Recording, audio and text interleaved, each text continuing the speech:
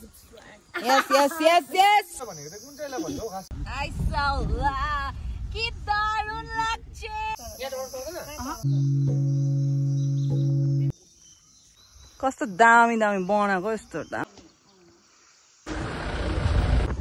Hello guys, welcome back to my channel and I hope you guys are doing well today. आज चाहिँ हामी मसँग छ एमिति हाम्रो यहाँ साइडिया अनि अगाडि मेरो आमा नाना भेना अनि यहाँ गाउँको भाइ. Hello hello. आज चाहिँ मैले बिहान भिडियो स्टार्ट गरेको छु मेरो ब्लग किनभने आज हामी टाशीडिङ जाँदैछु.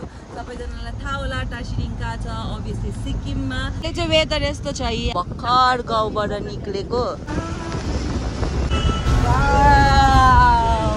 उत्तरवर्ती बेङ्गल हामी हिँड्दै गरेको बाटो सिक्किम सिङ्ला भन्ने जग्गा हो. यो चाहिँ 8 बजी चाहिँ हामी आइपुग्यौँ जोरथाङ. त्यसको मतलब चाहिँ 6 बजी हामी हिँडेको घरबाट. सो 2 घन्टा लाग्दो रहेछ.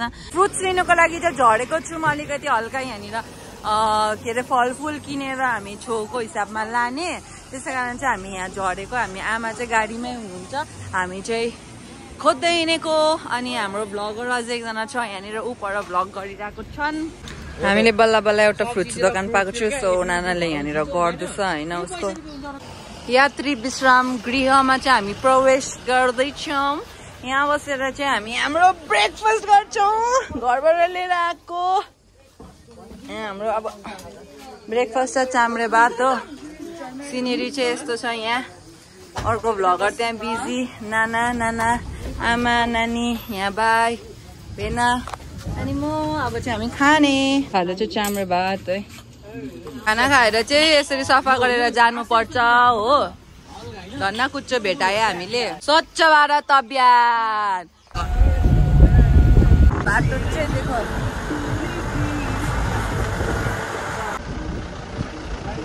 गाइस हामी चाहिँ आइपुग्यो भर्खर. हामी गाडीबाट झर्यो अन्त यहाँबाट चाहिँ यस यस यस यस यहाँ छ अगाडि पछाडि हामी होइन.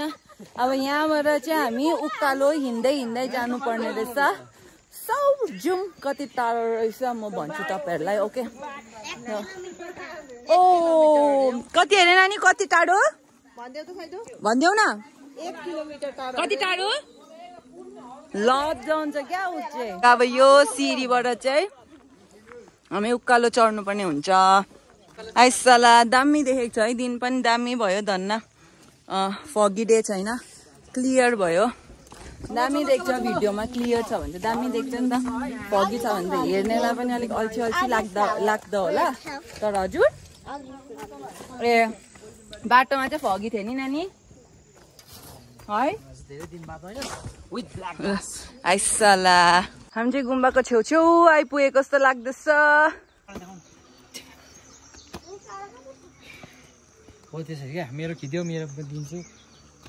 हामी चाहिँ पुग्नु आँटेको जस्तो चाहिँ लाग्दैछ. तर हिँडेको चाहिँ हिँडेकै छौँ.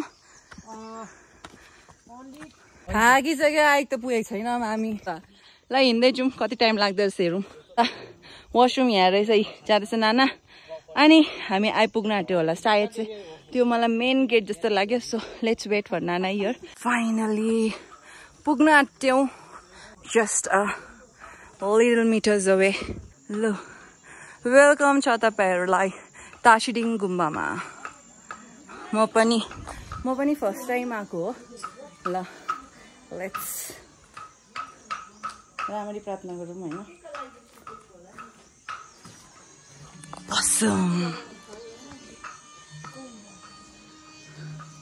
Umani pe mehuri. सानो सानो लेखेको छ अबाउट गुम्बा. चाहिँ सबसे टपमा रहेछ ल. यो एउटा पहाडको चाहिँ सबसे टपमा छ यो गुम्बा चाहिँ. कन्स्ट्रक्सन चल्दै रहेछ पुरा है. कस्तो दामी हेर्नु न. यो उयो नेपालहरूको जस्तै भिडियोमा मात्रै देखेको मैले.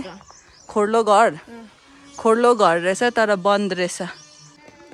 यहाँ मात्रै हो खुल्ला चाहिँ. 10 बजी खोलिन्छ भनेको. अनि 10 त बज्यो त अन्त. यो चाहिँ सानोपट्टि रहेछ. यहाँ चाहिँ एउटा रुम होइन. तर मेन गुम्बाको दर्जा चाहिँ खोलिएको छैन. गुम्बा चाहिँ बन्द रहेछ. मैले तपाईँहरूलाई देखाएँ होइन. तर त्यहाँनिर चाहिँ बोर्डमा कन्ट्याक्ट नम्बर दिएको हुँदो रहेछ. अनि त्यहाँनिर कल गरेर चाहिँ मेमेहरूलाई बोलाएर दर्शनको लागि खोलिदिनुहोस् न भन्यो भने चाहिँ उहाँहरूले खोलिदिनु हुने रहेछ त हामीले कन्ट्याक्ट गरेको छौँ अब आएर खोलिदिनुहुन्छ होला अन्त म तपाईँहरूलाई देखाउँछु होइन देखाउन सक्दिनँ आम सो सरी त्यो भित्र चाहिँ phone are not allowed photography are not allowed भनेको छ सो तपाईँहरूको लागि मै प्रार्थना गरिदिन्छु मै ढोकिदिन्छु ओके मेमे आइन्जेलसम्म चाहिँ हामी हल्का यता र उता एक्सप्लोर गरेको अनि त्यहाँनिर चाहिँ रुँगिरहेछ नानाहरूलाई राखेको नि उनीहरू त अगाडिमा आएको नि त हामी चाहिँ ठक्क तर अलिक तल जानुपर्छ हाम्रो अझै छ यहाँनिर दर्शन गरिकन चाहिँ लान्छु म तपाईँहरूलाई पनि ओके यहाँ केहरू लेखेको रहेछ टिप 10बाट साङको भाडा क्या क्युट रहेछ हौ है फेरि फर्केको हामी आइपुग्नु भएछ मेमे सो हाम्रो चाहिँ दर्शन भइसक्यो अन्त हामी अब जान्दैछु फेरि यो ओह्रालो अन्त यहाँ चाहिँ मैले अत्रो ठुलो घन्टी देखेको थिएँ नि त त्यो देखाउँछु म चाहिँ तपाईँहरूलाई घन्टी अन्त यहाँ छोतेनहरू रहेछ हेर्नुहोस् बजाउ त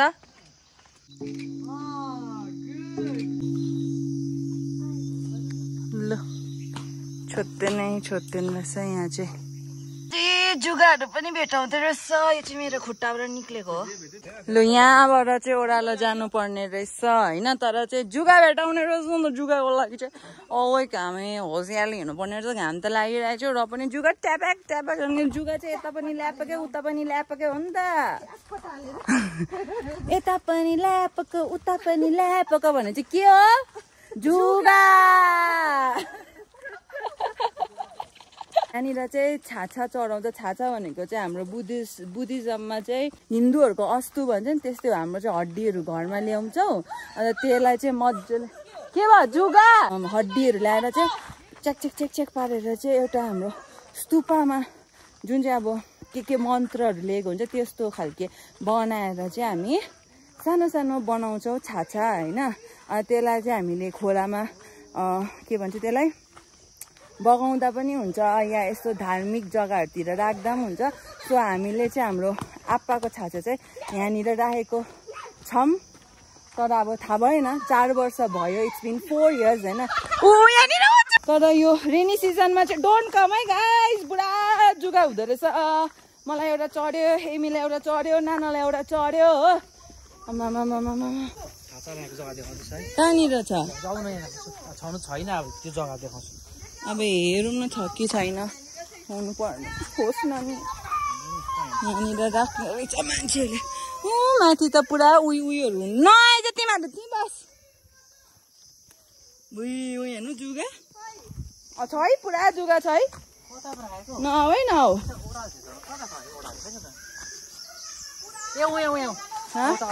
पायो रहेछ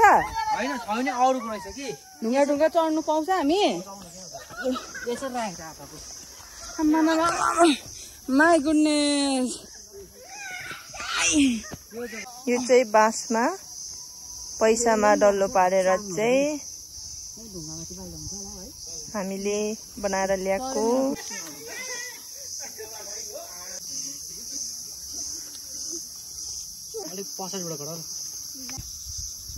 भित्र त हावा पस्छ यो चाहिँ मैले बाँसले बनाएको हेर्नुहोस् कस्तो लाग्यो डिजाइन